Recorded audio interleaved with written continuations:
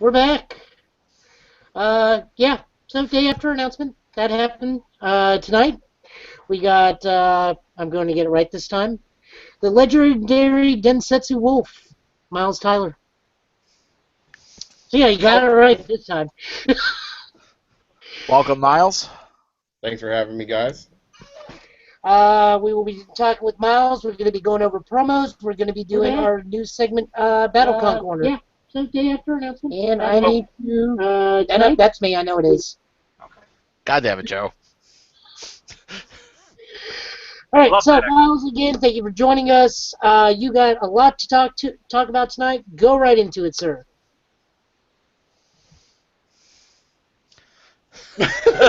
Okay, let's start this off. Miles, Yeah, you guys ask me some questions. How about that? Let's start it off with this. This past week, you decided to pull back the veil, sort of saying, and let the community know what's happening with your connection to UFS. And what is that? What is that? What is going? What is the option that's being brought to you? Well, as you guys have learned over about the last 2 years, I've kind of just like appeared out of nowhere playing the game. I've played it since day one, and I've gotten a lot better at it. I play Terry 1 all the time because that's just my niche. But me and the group travel to like every event and every PTC, and yeah, I love playing this game a lot. Even with all of the hiccups and things that have happened internally within the company, I love playing UFS. It's that simple. And I have grown quite close to all of you and to Jason and Shane and AJ, even with AJ like living here in Omaha at my house with me at the current time. And yeah, it's just everybody's become like a little family for me.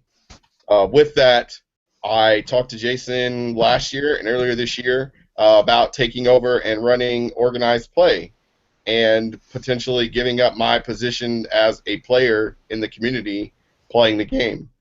After some consideration and some changes that he's making internally, he said that it might be something that we can do, but he wanted me to talk to everybody about it first, or at least get people's opinions. Whether it does or doesn't happen is still in the air. Nothing has been officiated yet. I'm not getting paid anything. I'm still a UFS player right now. We're still going to Arkansas this month, just like we went to Texas last month. But I wanted to put my position and what I was being offered out to the public face and see what you guys thought. You know, that included me running org play. That included some potential price support for Turbo, as well as, you know, the conflict of interest that might exist with Legendary Wolf. So I didn't want anybody to bring these things up. Let's say, you know, I hadn't said anything, and in 6 months this thing happens, or a year, or whatever the timeline may be, and all of a sudden all of you are blindsided, and you're like, oh, well, we don't want Miles to be the next person that, you know, gets to play in tournaments while he's working for Jasco, blah, blah, blah. I didn't want to do that. So as you guys know, I'm a really good people person. I'm good at hyping stuff up. I'm a lot of fun. So, and I understand business, and I understand how to run events. A lot of the PTCs that I've gone to, you know, Joe, I helped with yours. Yep. I helped with Texas. You know, the Omaha one went really well last year, and people saw that and have given their good graces for me as I guess as an organizer to put this together and to make it work. So that is potentially what could be happening. And again, nothing's nailed down. I'm not getting paid anything. I wish. It'd be nice. I could use some extra money right now. But couldn't we all?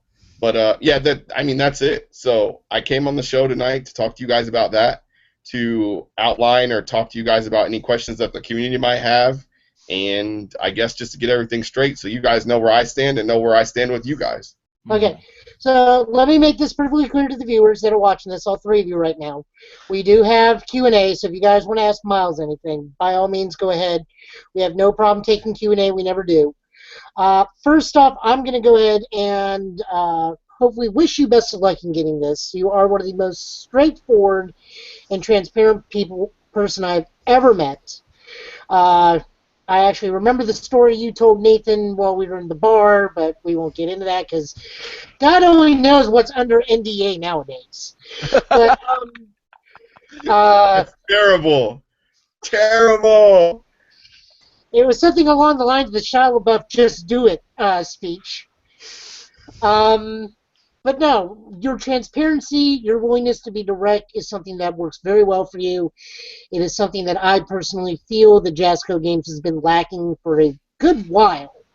And I hope to God you get it because I hope your mannerisms and how you participate with the community will flow into the main company if you do get the position because we really do need not only a hype man but someone we can actually go to and say, hey, what's going on? And you can give us, well, not the entire information, but you can be more direct and more straightforward than what we've been getting for a while. And you know, I've said this, and I know that, you know, you guys have your issues with the company, and there are other people that have it. And I guess the thing that I've always tried to keep myself is I run a company that's worth, you know, maybe not a $250,000, but it does have some value, and that's hard. And I do it by myself. I build cars, you know, I fix customers' vehicles, I do a little bit of everything. I race, and I could just not to make excuses, but to have Jasco be the level that it is and that it's been getting to is probably really hard on Jason. Again, I'm not making excuses. I mean, there have been plenty of things, but I think the thing that a lot of people forget about is when you run a company and people work for you, if people don't do their jobs, I mean, again, I'm not throwing anybody under the bus, but everybody has their issues, and sometimes I think that people forget about that. You know, they see companies like Wizards and Bushy Road, and you know, they see their success, but their success comes because they have a shit ton of money, and Jasco doesn't have that. I mean, they have money, but they don't have money like those guys do. Well, they And also have like a plethora of workers, and Jasco's very small. right, and again, adjustments and things are being changed, and you know, things like that. But the other clincher is that you can't call the CEO of Bushy Road and be like, hey, what's going on, or we need this, or my store needs this. When I talk to new stores, that's the first thing I tell them. Jason's phone number is on the back of a pack. You won't get that with anybody else. And while it might not seem important to a small business owner, being able to reach out to the guy that owns and runs the company and say, hey, you know, what's going on? What can I do to support? You know, I have people here that want this product, blah, blah, blah. That's a big deal. Like, you know, in the sales direction of it anyway. Like I said, you guys can't call these other companies and be like, I don't like what you're doing. This is bull crap. You know what I mean? Like, so again, I don't want you guys to think that I'm like picking sides, because I'm not. I've been unhappy about how things have gone too, but I see both sides of the coin, and I try to play devil's advocate with everything as much as I can, and I've given Jason my input on things just as much as you guys have. So I've seen a big shift in how things are going, and the things that I've seen that you guys can't see yet, because again, it's a company, I'm really happy with, and I'm really excited. So that might not mean much coming from me, but given, you know, the circumstances with how things are going, I hope that it actually means something to you. And I hope that that means that you won't necessarily quit playing UFS for good, Joe, because I don't think things are going to be as crappy as they have been over the last 2 years. I told them this, and I told Jesse this. Of course, Jesse was very busy this morning, so Jesse, I still apologize for harassing you this morning. It's fine. I've been doing a side project at work for this past week, and they actually like have me monitoring people, and like I think my job's trying to make me a like in charge kind of thing, and I don't like it at all because I am not an in charge person, but it's so funny that I'm in charge of, you know, 40-year-old men telling them how to do their job, and they really don't like me for that reason. Yeah. That's why I got out of the military. It was the same thing. Yep. Now, my real issue right now is I am looking at my third playgroup die. UFS is non-existent, and I'm tired of being the anchor point, as I have been for so long. And you know, the anchor point position was passed on to me from Paul Taylor. That man, Paul, just did just unmeasurably good things for the UFS community. for myself. Just stuff happened. I don't get to see Paul's much anymore. So I became the anchor point, and I can only be that guy that tells stores, hey, it's coming, and keep my community going, saying, hey, it's coming for so long. And now we're down to barely 4 players.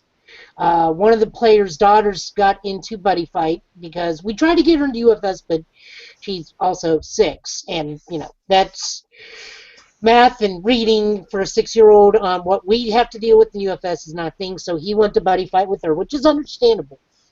I will never fault a parent for going with their child to another game. But we only have like 3 people, and there's no foreseeable. We know that Indians is coming. We just don't know when. But right now, I don't want to be the "it's coming" guy anymore. I want to step back. I've been playing this for 10 years now. It's pretty much like what I said last night. It's like I'm just tired. I'm old and tired. No, I get it. I'm 32. I'll be 33 in December. But I mean, Damn, I don't feel too old anymore. Yeah. Yeah, No, but I turned 30. I turned 30 in June. And I started playing UFS I was the guy at the store when I worked at Millennium at the time. I was the guy at the store who played UFS because Matt got me into the game, and I was like, all right, I'll play this for a while. 10 years later, I'm back around playing the game again, and I'm like making that like what I call the back end push. I'm like, I want cardboard. I mean, if we can find someone else to take up that position that I had, and we get stuff we can get it to where we don't have to say, hey, it's coming, hey, here's when it's coming, I'll be happy to come back and do stuff, but 6 or 7 of those 10 years of being the, hey, it's coming guy, and seeing 2 playgroups die, and now watching one slowly die. I mean, the store just pretty much said to me, well, not the store, and I want to get the store in trouble, but a lot of the other players from the other card games like, dude, I hate to be the jerk about this, but you only got like 3 players for the tournaments, and you got 10 people here wanting to play another game. Just let them play the game till this resolves. Yeah. Well, no, I get that. We don't have that. I guess we don't have that same issue here, and it might be because I'm here. I don't know, but the Omaha player base. Man, we just like playing UFS. It doesn't matter. Everybody. If I moved to another state that had a player base like you guys, I'd still be in it. But like I said, right now I am the old tired man that wants to sit back and We're lucky. Good ride. Jesse and I are lucky. We have Millennium, which is one of, if not the largest store on the East Coast. So even if it gets down to when it got down at times 6 of us playing, it didn't matter because we took up 1 space when they have tables to seat 300 people. Yeah. And we have 3 stores in Omaha right now where we play, and we're scouting a 4th one. And the owner of the second store, he loves playing the game so much, it's ridiculous. And he's helping us grow the player base because he likes playing it. So, I mean, and I've told him, I'm like I said, like you were saying, I'm pretty clairvoyant. Are you transparent? I tell everybody, All right, if you're that clairvoyant, I need lotto numbers. I tell everybody that I introduced to this game the issues that we have. I said, we have set release issues. The game is a lot of fun mechanically. It's a lot better than most games mechanically. But the issues, set release wise, are what set the game back. But I don't want people to not play UFS because of internal growth issues with the company and because of people not doing the things that they need to do. And again, that's changing. So I'm excited. I'm going to keep growing the Omaha player base. My guys are stoked. We're going to keep traveling as much as we possibly can. And it's that simple for us anyway. So I apologize that things aren't working out for you, Joe. No, it's no one's fault. Like I said, it's just I'm tired of being the anchor point. Someone else can take up the mantle. Understandably so. Yep. Well, All who right. you guys gonna be next? You too. Talk to him. All right. Where do we want to go first? Okay. Let's start off about. There's 2 big things that come out of this. You were very transparent about.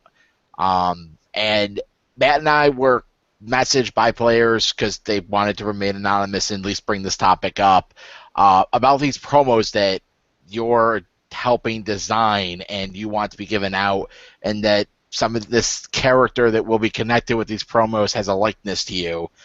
We've been various players have brought up like things about like what does he earn to get to be able to do this, and I think we need some like more understanding of where you're coming from with these promos that you want to do for Turbo. I can do that. Well, in my message, I posted about trying to give something else to run Turbo. And again, a lot of this stuff is not out. None of it's official. But last year when Jason and AJ told me about Turbo, I pitched them to have another black character in the universe because, I mean, you guys all play UFS. There's like 2. And one of them is like charcoal black. He doesn't count. And he has no support. You don't even know anything about this guy. We're going to get Balrog back, hopefully. But he is a character that I created in junior high and high school that is, he's black. He has dreadlocks. He used to have short hair. He used to have like a spiky afro. His name is Mateo. That's about the best I can tell you. His last name is Barton because I always had a thing for Troa Barton from Gundam Wing. I was about to say. But I pitched it to Jason and Sean Kennedy while they were here at the house with AJ, and they liked it. And, you know, I told Jason, you know, I would like to do anything that I can to help UFS be better. And I said, you can have my character, and you can use him as a part of the universe. And he said, okay, let's get them worked out in the story, and we'll talk about designing cards. And then I pitched the idea to him to use the cards designed as prize support for Turbo, because while playing for the card is great, giving players another reason to go to the events and get extra cards is just another bonus. So since I pitched this to him in last, I think it was July, August, right before Gen Con, me and the Omaha player base and AJ and Jason and Garrett Brett have been designing and polishing and playtesting these cards, so that way if the shot got fired for these to go into Turbo, they were all ready to go and Jason didn't have to do anything. Tim Keefe looked at some of the cards and gave his input when he was doing design stuff as well. But Jason at the end of it said that when he took back over design, he was like, I want these cards to be better than what they are and what they can be. So we polished them. They're really good. The character is really, really cool. His placement in the storyline is he teaches Reese how to be a swordsman, because if you guys pay attention to the lore or even look at the cards, you can tell that when Reese is doing like Valiant Assault or any of his attacks, there's swords in all of the background art for his pictures, and that's why he's the Templar. So my character's placement in the universe is that he teaches Reese how to be a swordsman, which falls directly in line with the new Reese promo card that came out as prize support a couple of months ago. Their abilities are very similar, and they work well together, and the likeness thing is strictly based on the fact that I created the character in junior high. He is me in the sense that that's it.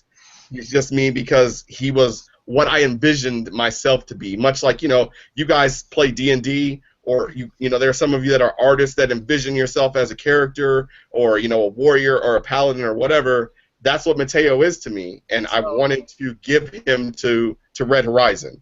So it's similar more to, less like it being like a champ card art, and more Correct. to like it's more like the Shadow War characters. Correct. It's back not. in the day, Shadow War was the Sabretooth Games D&D characters. Correct. That's what he is. It's not championship card art. It's not anything like that. And that was the thing that I wanted to talk to people about. That's why I put it out there. People that have won Cardboard, Phil Birch, Garrett Brett, a couple other people, namely, have been like, as long as this doesn't have a champ card stamp, I don't care. And it's play tested and it's polished, no big deal. To me, it's just more cards in the game. Like I said, the likeness thing was literally just because I designed the character, over 15 years ago, plus when I was in high school, and he's black and has dreadlocks.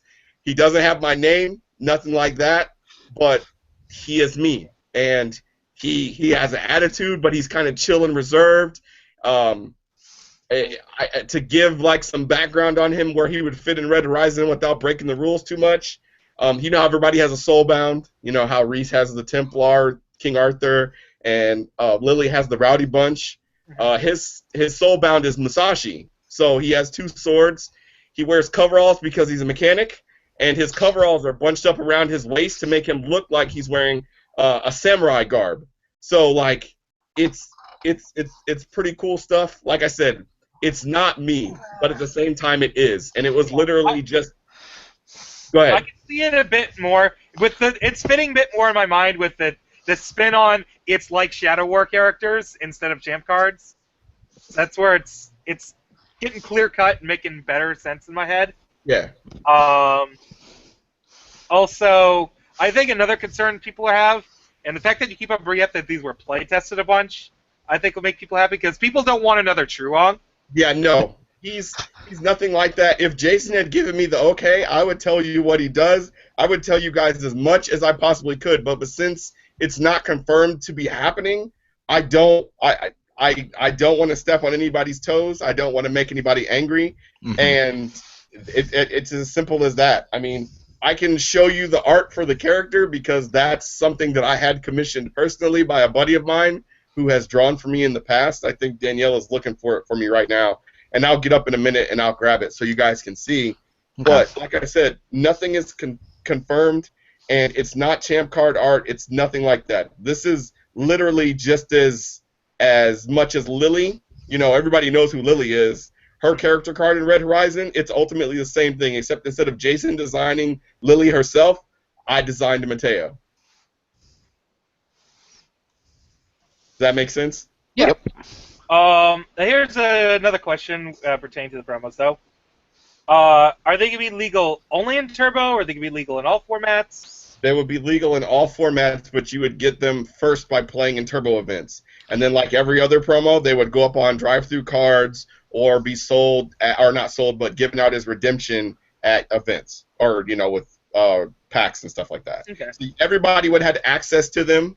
They're just another way to give the community something during Turbo events instead of you guys just playing for the car, which playing for the car is great, but when you guys do your weeklies, those monthly promos they send out, like Spiders and Dragons and Remembrance, I mean, to be honest with you, that's a big reason why a lot of you guys go and play. You know what I mean?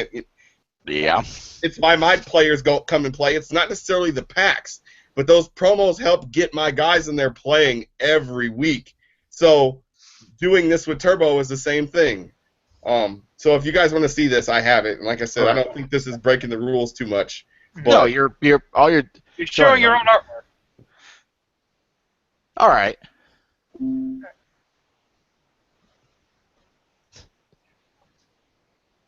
I like the concept art. It's good. Yep. So this is the art that would be on the character card because my buddy drew it. It just needs to be colored. Like I said, it's nothing fancy, but he's got his two swords. I mean, the coveralls aren't in this picture because it's something that we added in development, but like I said, his soulbound would be Musashi. He's chilled out. Reese tries to get him to do a street race because all of the cards have something to do with Turbo, with the car, and with, you know, my mechanic shop helping build the car and other things like that. All of it kind of intermeshed. So, you know, I don't street race personally, so that was something that we used as a key in writing him into the story. Reese is a playboy. He's like Tony Stark. He's got a bunch of money. He found out about Mateo and goads him into a street race. My character shuts him down, and then one day they race, and due to Reese not knowing shit about cars, his car gets in an accident, and then Mateo saves him by using his power as a soulbound. So that would be his connection, and then Reese, you know, becomes a pupil and learns how to be a swordsman from him. Okay. That all makes sense? I didn't confuse you guys. Nope. Or I don't know. does that help, like, clarify? Because, like I said, the big thing that I didn't want is for people to think that it was a champ card thing, because it's not. I haven't won, nor will I ever claim to have won. Okay, we got a question from Jarek. I think Jarek Spears. I think that's who it is. He is asking if you get the position, what are your plans for low-income playgroups and promos? Meaning, you have that $200 prize rate buy-in for promos. What are you going to do for the low-income playgroups? The other thing that we've talked about doing is instead of playing the $200 for the turbo kit, like say for example, Joe, you had your PTC in December. Mm-hmm. You paid $400 for the PTC kit. We all know that's what it costs. If you tack on another $100, that gets you all the promos to have a turbo qualifier at your PTC. So No, it cuts the price no, not turbo, just in general price. Oh, I thought you were asking about turbo. I apologize. No, my fault. I think he's asking is like some stores and some play groups like they can't meet the quota for their for the monthly promos. Okay. And they want to know if there will be options available for. I think maybe he's going towards the options available for these play groups that are, their stores don't re-up their product every month. So because they don't re-up their product that month, they don't get promos for that month. They don't get promos, right. It's something that I would really like to look at doing. I mean, again, it sucks. I want to say more, but without saying you guys, I'm doing the job, I can't. Yeah. Once I get the job and Jason says, go do this and make it the best that you can, because that's what I want, then I will do everything in my power to make sure that, those small player bases, they get, more cards that everybody else are getting. I want to do stuff like that because that's what drives people to play. And then if people are playing and the store says, oh, well, let's get product in here, it's kind of a on both sides. One helps spawn the other and vice versa. If stores aren't ordering product, people don't play. And if people aren't getting cards to play, then stores won't buy product. So it works in tandem. So if organized play can help kind of fill that gap to get people into doing it, then that's what I want to do. But again, I don't have control over it until I'm the man in charge. Do you think putting that paywall really kind of hurt some play? I can put it this way. Being for someone who sells product, the best way to do it, from talking with store owners, is there needs to be more product for them to actually buy. Right, which, again, the problems that have plagued the company internally that I know about, and again, I don't know everything, have been kind of scrubbed, and things have been reformatted to say from the bottom up, which is why Jason is doing design. So there aren't issues with cards that shouldn't exist in the format, like Fox News. That kind of stuff shouldn't exist. Fox News? Yeah. You don't know what Fox News is? I don't know the reference. Oh, Ever Hopeful, Fair and Balanced. First time I've heard that one, Miles. You never heard that before? That's what we call that. I haven't heard that one. I'm sorry. Yeah, Stefan calls Templar Fox News as well. It's Fair and Balanced. Yeah. Fair and Balanced. That's good. That's pretty good, right? Yeah, that's pretty good. I'm like, Fox News. I mean, I think we all can agree that the King of Fighters sets, minus a couple of characters that got banned, were really fucking fantastic. They were amazing design, play through, they were fun. The cards were amazing. It was good shit. And Jason designed about 85% of that stuff. Yep. So he also designed Tides of Vengeance, though. Well, I mean, he also there's some. I will give for the many positives we got out of KOF. There is a few cards that I'm like, why did we wait so long to get rid of certain cards? But that's a whole nother thing, and I'm hoping we don't go through that again. Right. So that's the difference. He wants things to be more fun. He doesn't want people to play the wall game. The wall game gets terrible. Having to defend the wall game is not. Have you seen our last two World Championship decks? Yeah, no. Let me tell you about some bullshit over here. In our weekly about 3 weeks ago. Hey, Miles, I don't want to cut you off, but just one thing. We kind of like to work on one of those shows. We like to keep it to a minimum. Gotcha. I appreciate it. Thank you. Yep. We're playing weeklies. She's got Felicia, and I side into Andy because Terry just couldn't get through her Air Felicia, her deck that she played at Worlds, she played Airman, but she played Felicia over it. I got her down to 1 life on turn 2 with Andy. Couldn't finish the deal. She staved me off for 4 turns. I dealt her life total to her 4 times. 4. Yep. Air wall. There's no reason the game should be like that. None. Sean O'Brien says the wall game is fun. We should have. I'm going to agree with them to a point. Because I played back in the beginning of the game when there was only the wall game. And You only ran 4 decks in one deck. I still think like the first 2 sets of the game were the most fun I've ever had. I think the wall game is good to a point. You actually fought. That's what the game is supposed to be about. No, you didn't. I played 6 attacks. I played. You understand, Mile? I played the 1 attack Cassandra 1-dot deck. I played 1 reverse waterfall. I get to it and I win. That was my plan. I played 4 shadow banishments, a Ria's Tatsumaki, and a roundhouse kick. Yep. But the walls are walls. But walls. There comes a point where when symbols, it's balancing and making sure each resource doesn't have too many options. Right. Like, Air has Air does everything. It has the board control. It has the life gain. It has the card draw. It has readying effects. The only thing it doesn't really have is it doesn't have much in the way of negation because it doesn't have stuff like revoke. But I mean, if you get to control their field, it doesn't matter if you can't cancel stuff because they don't have stuff out to do anything anyway. Yeah, but it's true. But it's because what is this? Any single game, that you play, denial is the best strategy. And wall decks, a big thing about wall decks in this game is playing forms of denial. And I think there's no reason why something like that shouldn't exist in this game. Like, wall decks should happen.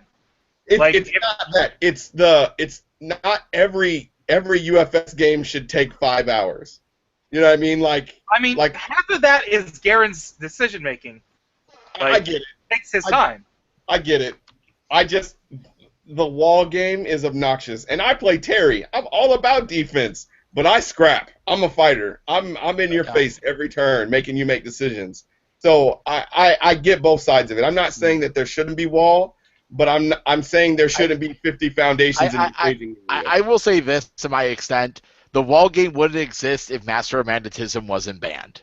I'm just gonna state that. I am like I had a deck for Worlds last year that completely was gonna play highs and lows, order right in, and it was just gonna be all highs and low throws. You couldn't omni block. You couldn't Templar him. It's just eat him full block or die. It was the best play ever. And I'm like, and then my deck got banned. I'm like, no.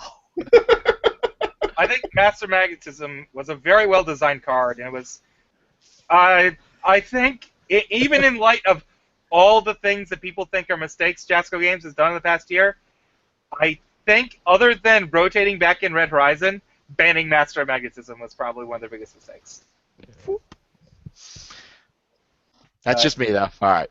All right. We got a little bit off track, though. We always need the every month we bring up the Master of Magnetism rant around here. So yeah, I noticed.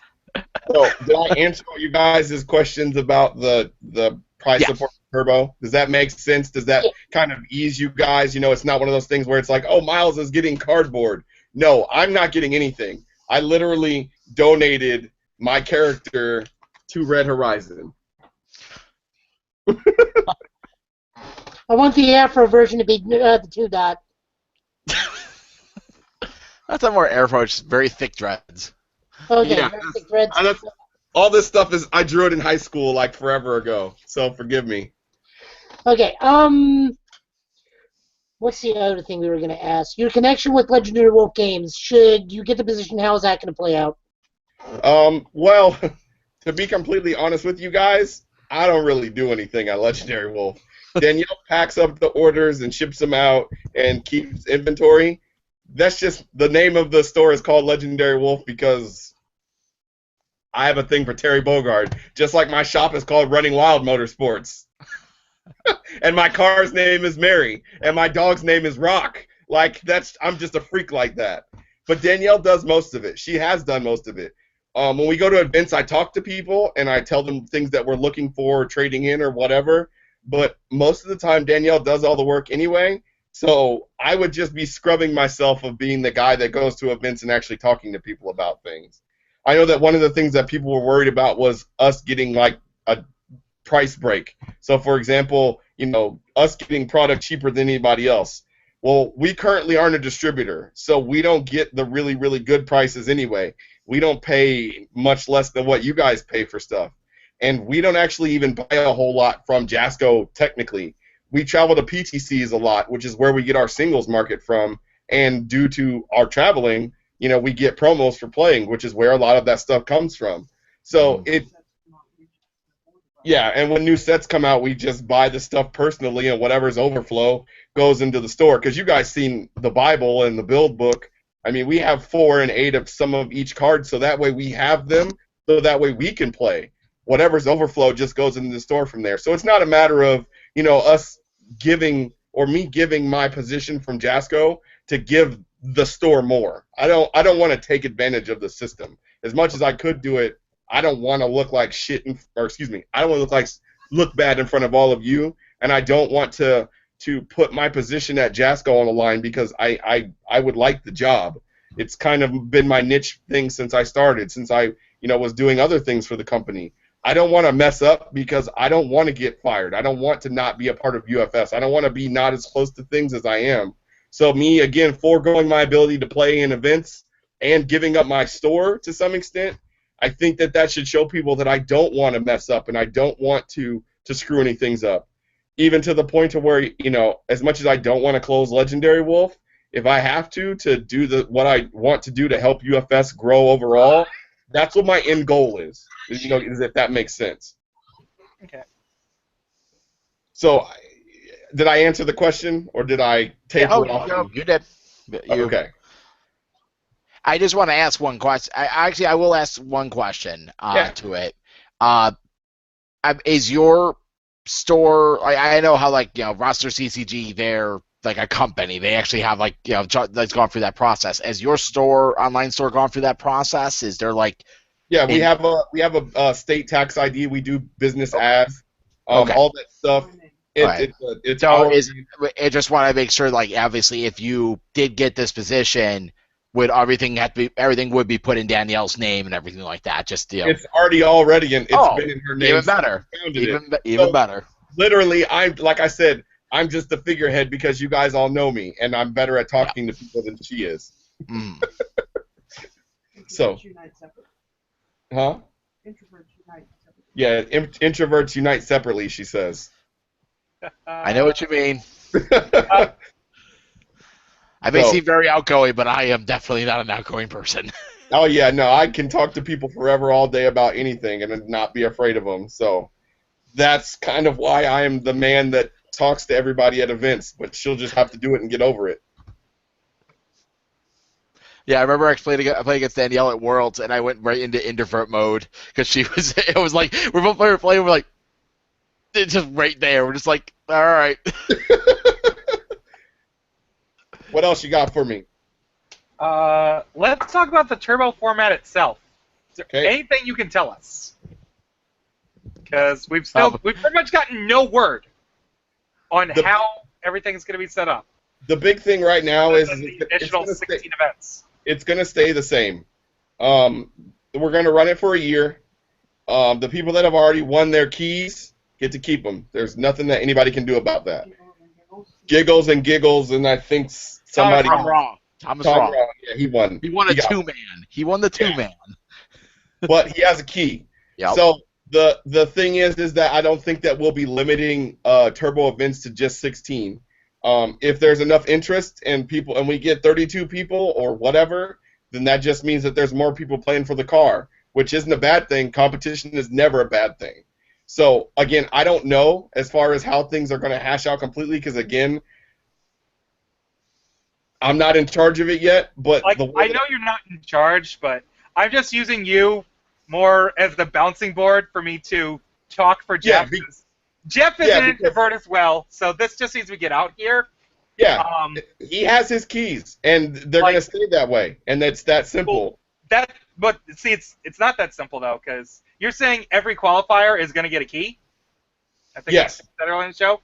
The Yeah, so problem with that is it's the level of scale.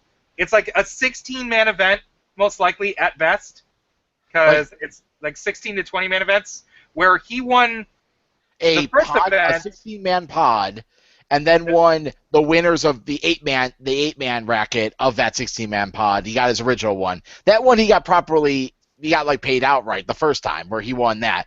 And then we go to Worlds at Gen Con this past year where it was about 50, 60 players played in the Turbo event, and Jeff won again. And Jeff got a playmat and never got anything else. Yeah. Like he just got a key. And nothing was ever reimbursed to him as well. Like they said they were going to do something for him. He doesn't even have a key for either of those. Right. So the idea seemed to come into play afterwards. Right. So again, those are things that I would make sure get taken care of. Like I said, the key thing was completely my idea in the first place. So, like, I think it's a really neat idea. I think it's a lot of on a much higher scale. So there has to be something. Maybe not so for the first one, but for that second one, definitely. Yeah, and if, like I said, if Boss Man is listening to this or anybody else that has pull in the company, that's something that should be addressed. And, you know, I don't have a problem doing it, but again, I also don't have the ability to do it. So I agree.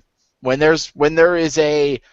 and if the time comes and you do end up in the position, me and Matt will definitely be contacting you with Giggles and like have a Skype call, and we would represent him to make sure his interests are properly extended.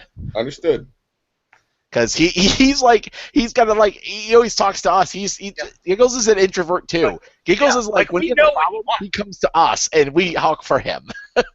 Like when we had to deal with his store credit with Jasco Games that he won at Worlds over a year ago.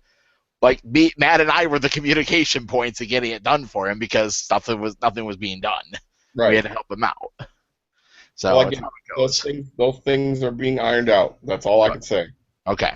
As much as I hate to not be able to give you guys more, you're not. It's fine. You're not actually even working for him yet, like you said.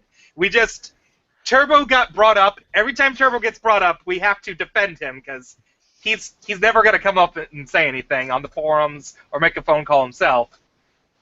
So we just and I know for the fact that Nathan and Jason listen to this during the office. So.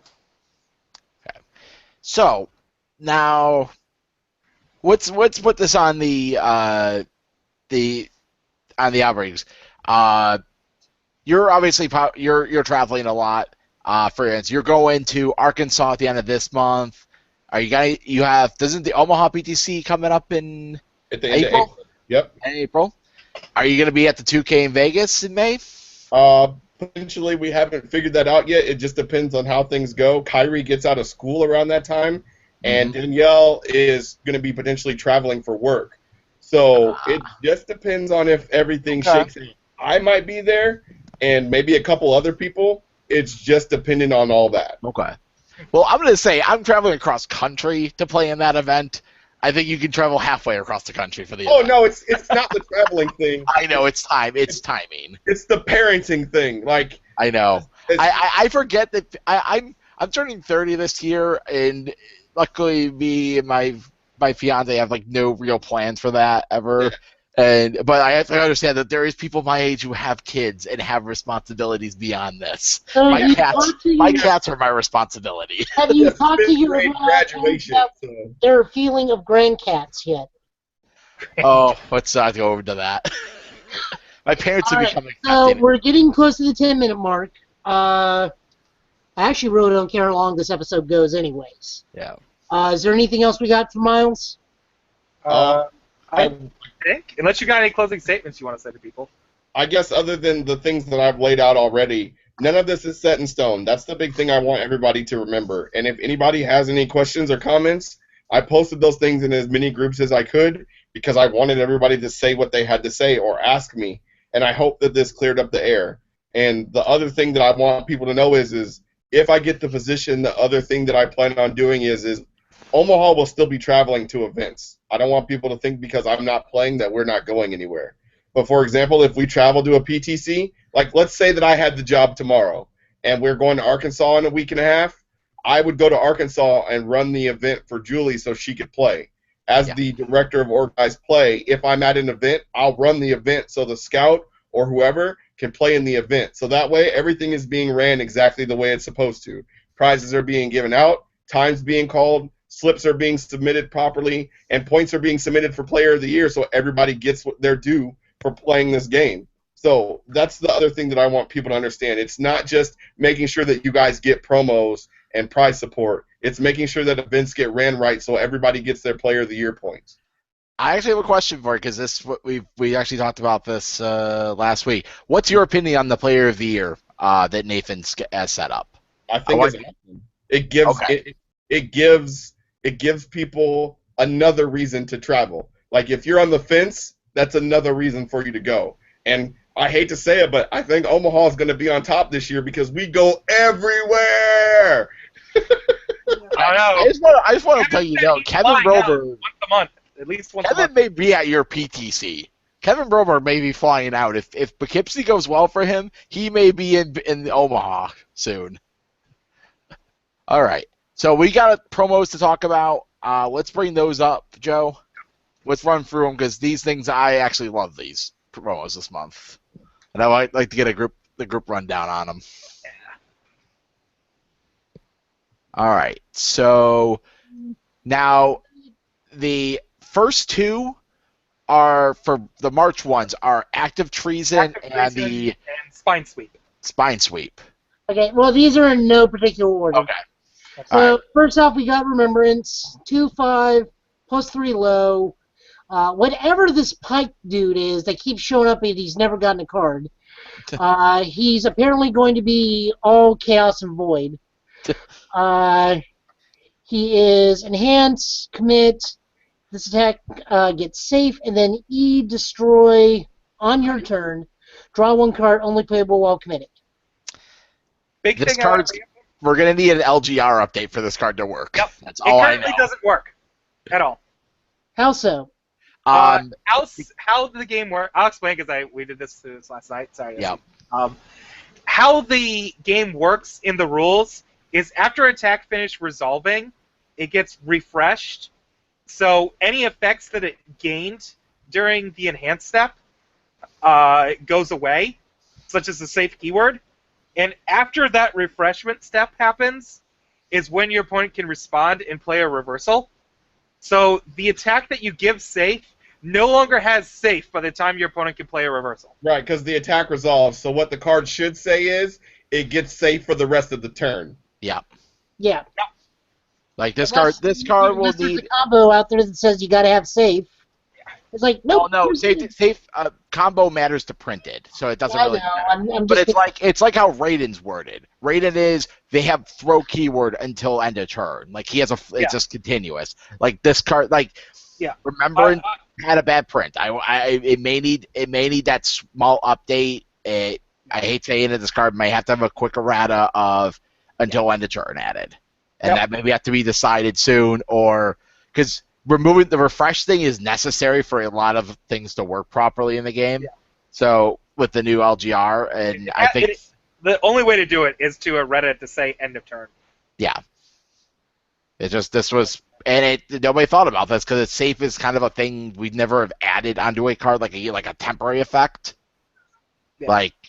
The only other one that does this, the only other card that adds safe is the one Bishiban attack, and the Bishiban attack. What? Is it Onikubo? Yeah, the one that's like, if this attack deals damage, all your attacks gain safe until the end of turn. So they'll gain safe when they're playing. They stay there until end of turn. Then there's no other effects like this. So, I'll bring up what Kevin said yesterday.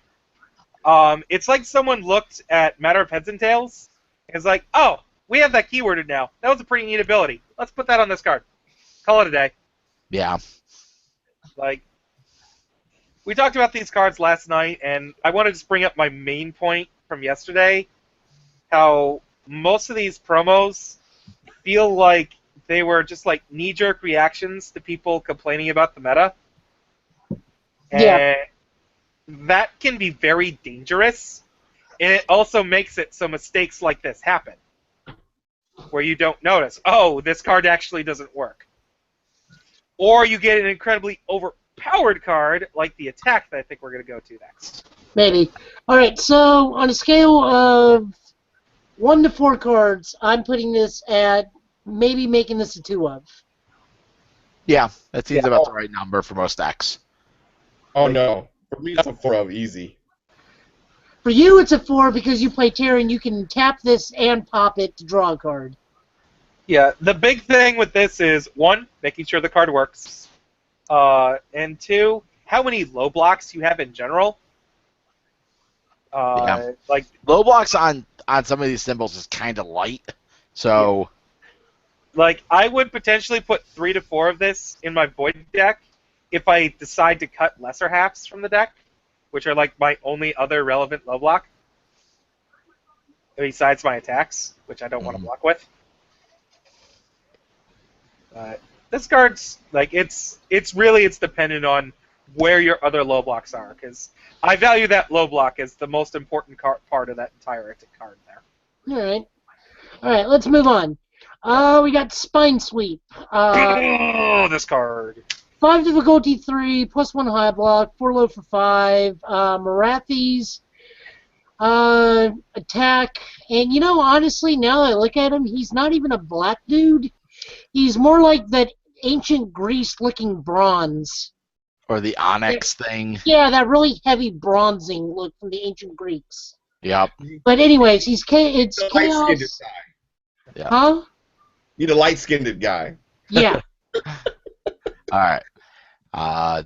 Let's run this one down. Black, though. I don't know. I can't tell. Coloring. Chaos, fire, earth, and fire. It's a weapon attack. Enhance, destroy up to 2 foundations. Assets. Thank you. It's been a long day. Yeah. I did get my car fixed, however. All right. So immediately, a lot of people have been already telling Devin, like, God, this sucks for your Bishamon. Some people are saying this is a knee-jerk reaction because of Kevin Broberg's Athena deck. Yep. Other people say this card is absolutely pointless because we have Red Horizon in at the moment. I say there are some symbols. Just want to note, this card will be out in the next Red Horizon set. This is a preview card. Yeah. Like this card was more or less, I'm pretty sure, was because this would be the replacement of Necro Driver. I'm just saying that as on my best description. It's probably this is the Necro Driver replacement. Yeah, like it's super power creeped though. Yeah. Yeah. Like there are certain decks and characters where with a +1 high block and 4 low for 5 and the weapon keyword, that right there is already borderline good enough. Like those stats alone with blank text box is probably passable, if even very good, for Swordman. Oh yeah. And then you've got this really insane enhance. Like that +1 high block, like that's good enough as is. And don't discount the weapon keyword. Combo is one of my favorite keywords. It's my 3rd favorite keyword in the game. Yeah. Mainly because I designed it years before combo existed. I wish I had said something. I mean, I like this card all around. Would I main deck it in the right deck?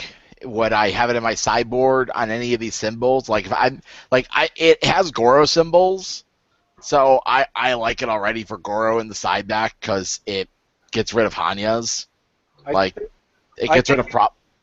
I think it's becoming an automatic 2 of in the main deck for Snake Man. I know a lot of people say that this is going to be a great sideboard card. Does this set up any sort of combos in Raiden?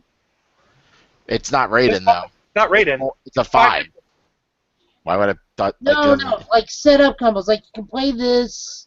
No, it's not really. That combos into it. Like, if I was playing Earth Raiden, I would if after Necro Driver rotates, there's almost no Earth. Like Earth asset destruction gets really light. This card is perfectly fine. Yeah. Fire's already got homemade explosives as well. Yeah. Chaos doesn't really have. It has ways to deal with them, like with Kyo's Jacket, but this is just a hard removal. Yeah. Like, it's a good card. You're gonna have to get a hold of them. I'm hoping that these will go up on drive-through sooner than later for availability if I don't get them immediately. Yeah. But we'll see. I think this is a solid sideboard card. Yeah. Maybe a 2 of, Yeah. 1 of. Just Again, main deckable. Yeah, main deckable. main deckable. I'm getting my hands on this, and if I play those symbols, I'm probably main decking 3. Miles? It's a side deck card for me. If they don't have assets out, I get the stats are good, but I feel like there's a lot of other cards that would put in more work main deck wise before you would want to play that. Yep. I think it's a side deck card. Yep. Okay. Next up, we got Blaze Whip. 3 for 3, plus 2 high block, 3 low for 3. I'm guessing Lily's new symbols of Death, Good, and Order. Her and Donovan are hanging out. Yep, Yeah. probably. This card's really good, and it's really good for the right reasons. I like pokey attacks that if pumped properly, like I want to play this in Donovan so much and just be like, all right, third attack of the turn, you're just like, E plus this much damage. All right. You block this, you got to do something. So it's range It's and nice. has enhanced, commit 1 foundation. If this attack is blocked, your opponent adds 1 foundation from the staging area to the card pool. It's a nice replacement for Blazing Storm, which, in my opinion, was very overpowered. Yep. Yeah. Blazing Storm was too OP. Let's make it a little bit worse and see if it's still too OP. Yeah, it did too much for free. Like, it just gave you shit. Yeah. I was never a fan of Blazing. Everybody was like Blazing Storm, and I'm just like, I don't like when Red Horizon came out, and we were playing cards, and I'm like, I built a deck with 4 I got a hold of 4 Blazing Storms, and I'm playing it, and I'm just like, this can't be right.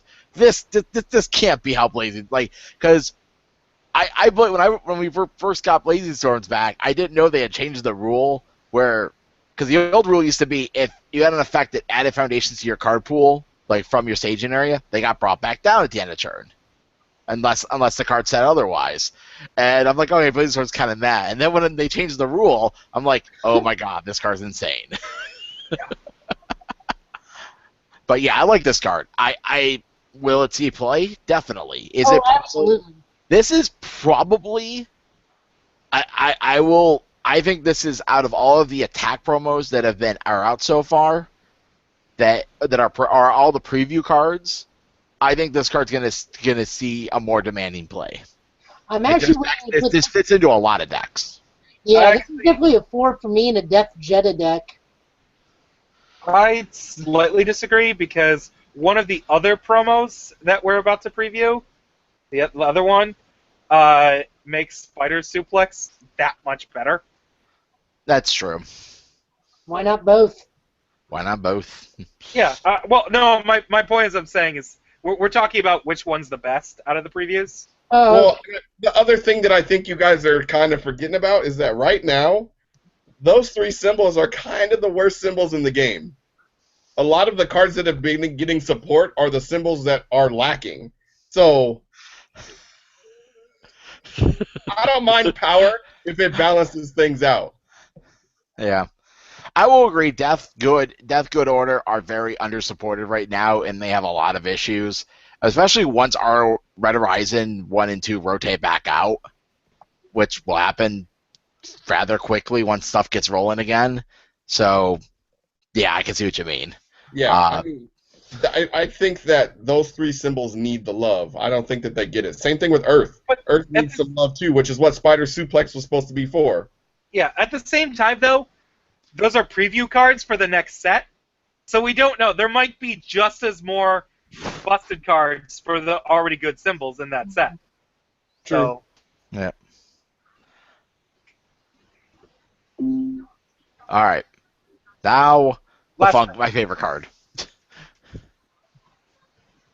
Joe? Yeah, I'm here. Sorry. Okay. It froze on me. All Okay. right. So this dude is either having the best time of his life or he is not having a good time at all. Notice that eyeball that I can't unsee now, thanks to Kevin. The Oh first, no, the eyeball I've gone over. I've gotten past the eyeball. That is what is first known as thing, giggly eye syndrome from Evangelion. the You get first past. thing that pops in my head when I see this card is cosplay is not consent. Cosplay is not consent. Yeah, but from which side are we going at here? Because I, I I'm mean, pretty. I'm pretty sure cosplay Vespera is making the move here. All right. is not consent. Either way. Yep. My other thing is lore-wise, this could be her actual her husband that she got her wings ripped off for. The one that got her knocked her up, and she actually did love him, and this is probably their first encounter.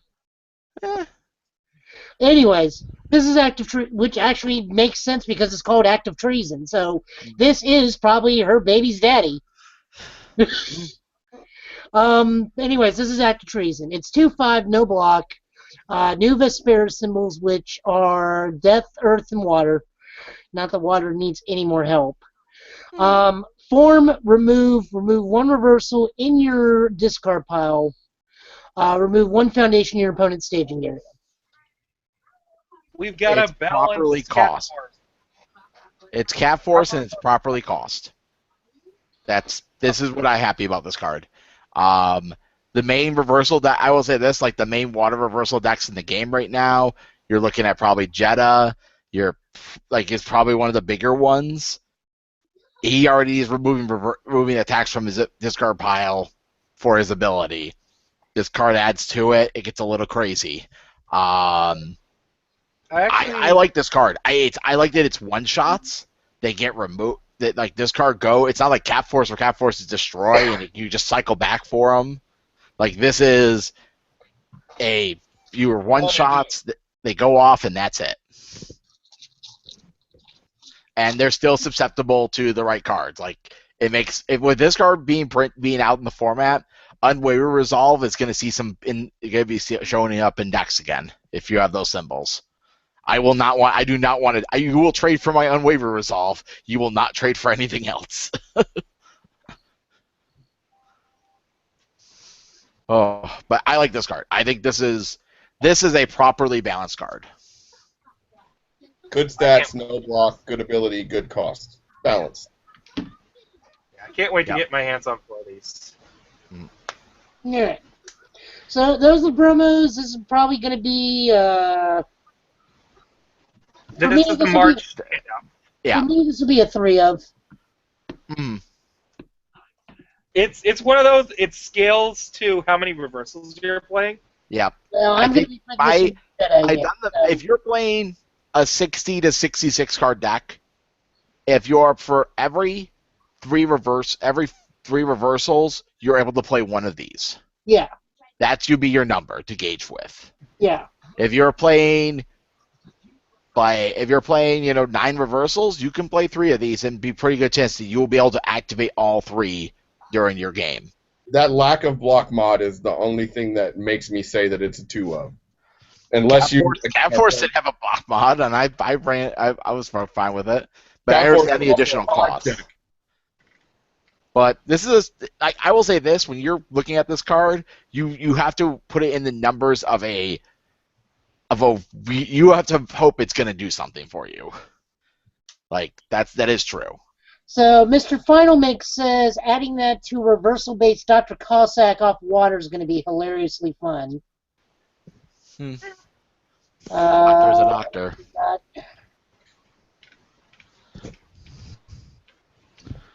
Have water, it has water. Like Steve says he missed the eyeball completely until it was pointed out. I don't know how you missed that thing.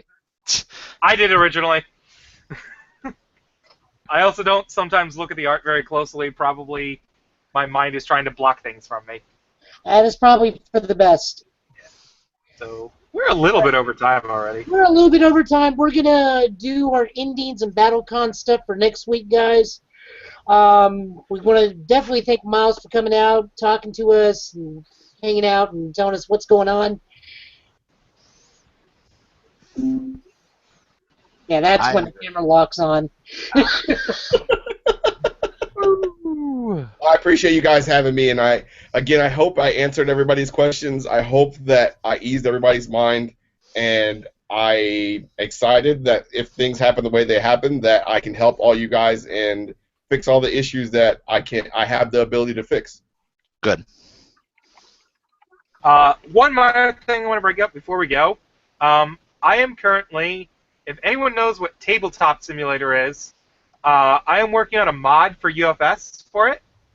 I hope to have all the cards scanned in and labeled by the end of the weekend and have an alpha of the mod up. I'm looking for people to test some ideas with me, so if anyone's got Tabletop Simulator, message me on Facebook. I have a lot of ideas on what I want to do for it, and I think it'll be a great way for people to playtest, for playgroups that can't travel, can't make it to events, or And don't like Octagon. Yeah. It has, like, Octagon has some pluses at the moment until I work some things out, but I think all the pluses that you'll get over Tabletop Simulator, with overall it just looking better and feeling more fun, I think will end up being a better thing to play on. I'll let everyone know when the game goes on sale if people want to wait until it's cheaper, but I hope to put up a mod soon and test it out. Alrighty. We have anything else? Nope, I think that's it for the night. Okay, so we'll see everybody next week. We got probably more UFS stuff. It just depends on how the week goes and what comes out and whatnot. We'll definitely be doing next week. Will probably be more themed towards BattleCon, as we are going to start focusing on that game because there is very little UFS news at the moment. But I'm sure something's going to come out at some point. Also, Level 99 did announce that they're making some big announcement tomorrow. Maybe So we'll we'll probably be covering that too next show too. All right. Night, everybody. Night, folks. Bye. Good night, buddy. Get alert. I don't know what that means. It's something that we say at the end of UFSU. Okay. Bye.